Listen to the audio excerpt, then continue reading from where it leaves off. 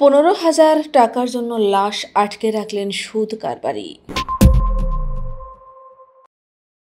চুয়াডাঙ্গার দামুড়হুদা উপজেলার চিতলা গ্রামে ঘটেছে এক চরম হৃদয় বিদারক ও অমানবিক ঘটনা।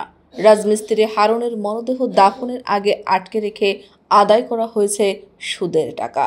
এই ঘটনায় স্থানীয়রা যেমন ক্ষোভ প্রকাশ করেছেন, তেমনি সামাজিক যোগাযোগ মাধ্যমে নিন্দার ঝড় উঠেছে। স্থানীয় সূত্র জানায়, গত শনিবার মেয়ের বাড়ি মেহেরপুরের মহাজনপুরে বেড়াতে যান রাজমিস্ত্রি হারুন।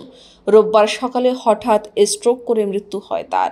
পরে মরদেহ দামুড়হুদার নিজ গ্রাম চিতলায় আনা হলে আসরের নামাজের পর দাফনের প্রস্তুতি চলছিল।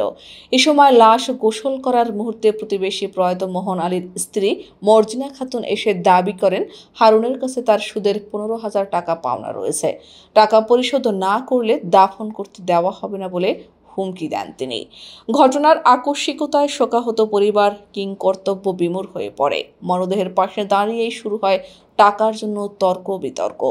বিষয়টি জানাজানি হলে আশেপাশের মানুষ স্তম্ভিত হয়ে যায়।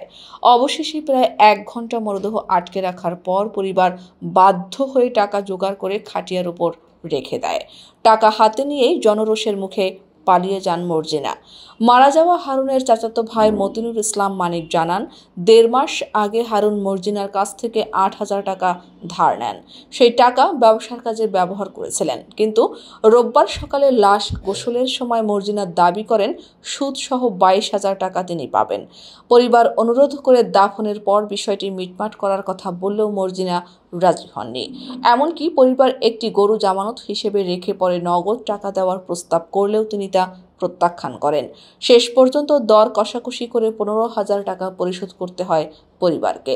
এলাকাবাসীর অভিযোগ, মর্জিনা দীর্ঘদিন ধরে গ্রামে সুদের কারবার চালাচ্ছেন। তিনি অনেক মানুষকে ঋণ দিয়ে বিপদে ফেলেছেন। তার বিরুদ্ধে প্রতিবাদ করলে উল্টো নারী নির্যাতন মামলা দিয়ে হয়রানি করেন। এ কারণে গ্রামবাসী ভয়ভীতি ও নীরবতার মধ্যে দিন কাটান। স্থানীয় ইউপি সদস্য আতিয়ার রহমান বলেন, মূল টাকা হারুন জীবিত থাকতেই পরিশোধ করেছিলেন। মৃত্যুর পর মরদেহ আটকে রেখে সুদের টাকা আদায় করা সমাজের চোখে ন্যাক্কারজনক, ঘৃণিত ও লজ্জাজনক কাজ। মর্জিনা দীর্ঘদিন ধরে সুদের ব্যবসার আড়ালে মানুষকে সর্বনাশ করে আসছেন।